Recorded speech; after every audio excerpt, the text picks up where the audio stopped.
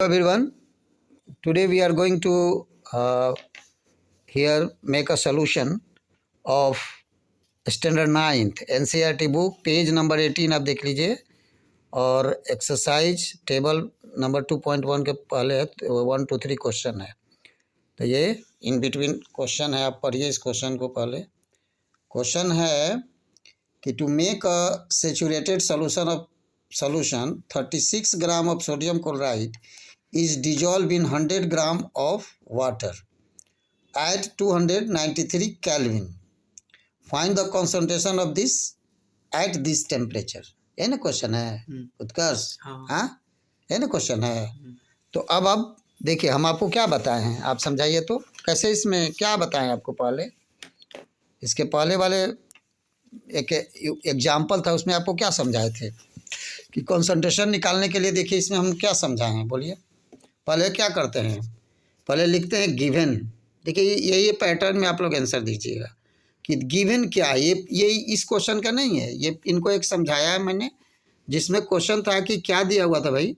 तो amount of solute दिया था 40 ग्राम NaCl, अमाउंट ऑफ सॉल्वेंट दिया गया था 320 ग्राम, और मास ऑफ सोल्यूशन, ये एक्सरसाइज क्वेश्चन है आपका NCERT में, उसको समझा रहा हूँ।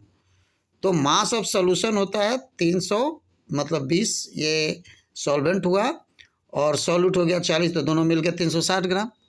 तो अब कंसंट्रेशन निकालने के लिए हम इनको बताए कि 3 मेथड है, आपकी किताब में ही चर्चा है कि कंसंट्रेशन को हम लोग मास बाई मास, यानी मास of solute by mass of solution into 100, या मास बाई वॉल्यूम, तो मास of solute by volume of solution into 100, और तीसरा है वॉल्यूम बाई वॉल्यूम में लिख सकते हैं कि volume of solute by volume of solution into 100।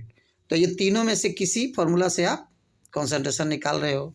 तो इस क्वेश्चन में फिर हम देखेंगे, तो यहाँ क्या कह रहा है कि amount of solute 36 gram given, और अमाउंट ऑफ सॉल्वेंट हमें पानी है तो वाटर है तो 100 ग्राम है, दिया हुआ है क्वेश्चन में।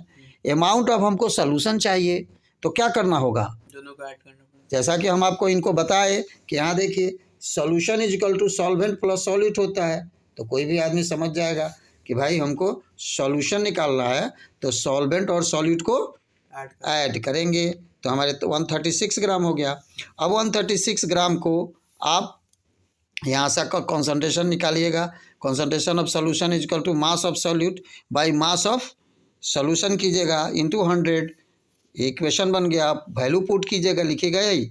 तो concentration is equal to 36 by 136 into 100 होगा। अब काटिएगा तो अब ये देखिएगा, तो यहाँ आपको 36 है और 36 है तो 4 से कट रहा है, तो 4 9 जा, और यहाँ काटिएगा तो 4 9 जा 36, और इधर आप काटिएगा ना, ये आपको 4 से काट रहे हैं हम यहाँ, 9 से काट रहे हैं, तो 9 4 देना होना चाहिए जी। 9 इंटू 50 किए थे ना, 9 इंटू 50 किए थे। नहीं 4 से काटे ना, हाँ 4 से काटे हमने, 4 से 9 से नहीं काटा हमने, 4 से काटा। तो 4 9 जा 36, तो 9 आया।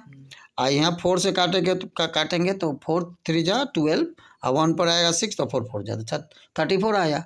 फिर काटे इसको 34 से इसको 50 से, ठीक है। तो यहाँ 50 और 9 हो गया, तो 450 बाई 17। अब इसका कंसंट्रेशन हम निकालेंगे, डिवीजन करना है, तो अप्रॉक्सीमेटली 26.45 के आप आसपास आएगा। ये अलग डेटा भी हो जाएगा, ये अब आपको हमने 2 ही डिजिट निकाला है, तो 5 हो जाएगा, तो इसको 6 कर सकते हैं, है ना, मतलब एवरेज में, जो मतलब जो हम लोग अराउंड करते हैं।